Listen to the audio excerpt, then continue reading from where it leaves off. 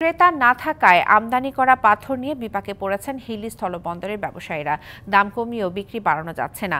বন্দরে পড়ে থাকা কয়েক হাজার মেট্রিক টন পাথর নিয়ে লোকসানের শঙ্কায় আমদানি কমে গেছে অনেকটাই। গত মার্চ মাস পর্যন্ত দিনেই যেখানে গড়ে 200 থেকে 205 ট্রাক আমদানি হতো, এখন মাসে আমদানি হয় মাত্র 20 ট্রাক। দেশের চাহিদার বেশিরভাগ পাথর আমদানি হয় দিনাজপুরের হিলি স্থলবন্দর দিয়ে। মেগা প্রকল্প থেকে শুরু করে সরকারি বেসরকারি বিভিন্ন বড় বড় প্রকল্পের নির্মাণ কাজের পাথর এ বন্দর দিয়েই আমদানি করা হয়। সম্প্রতি ডলার সংকট ও এলসি জটিলতায় ভারত থেকে কমেছে পাথর আমদানি, সেই সাথে কমেছে বিক্রিও। বন্দরে পড়ে রয়েছে হাজার হাজার মেট্রিক টন পাথর। প্রকারভেদে টন প্রতি 200 টাকা পর্যন্ত দাম কমেও কাঙ্ক্ষিত ক্রেতা না পেয়ে লোকসানের শঙ্কা করছেন ব্যবসায়ীরা।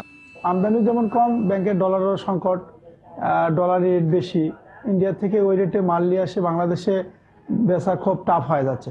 এরকম যদি চলে বা আগামীতে চললে ব্যবসা যারা করে বা ব্যবসায়িক যারা আছে তারা অনেক ক্ষতিগ্রস্ত হবে। মোকাম থেকে যে পাথরগুলো লোড করে ডাইরেক্ট আমরা ইম্পোর্ট করতে পারতাম, সেটা কিন্তু ভারতীয় পাথর ব্যবসায়ীরা সিন্ডিকেট করে বন্ধ করে দিয়েছে। আমদানি কারকগণ পাশাপাশি ক্রেতারা।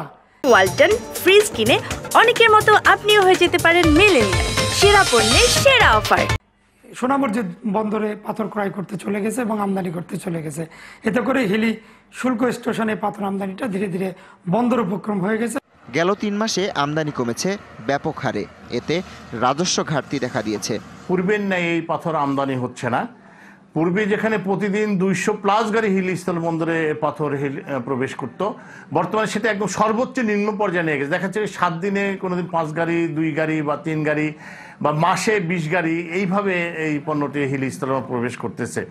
হিলি স্থলবন্দরের অধিকাংশ রাজস্ব আহরণ হয় পাথর আমদানি থেকে। চলতি বছরের 27শে মে পর্যন্ত আমদানি হয়েছে 15,145 মেট্রিক টন পাথর, যেখান থেকে 1,80,22,000 টাকা রাজস্ব পেয়েছে সরকার।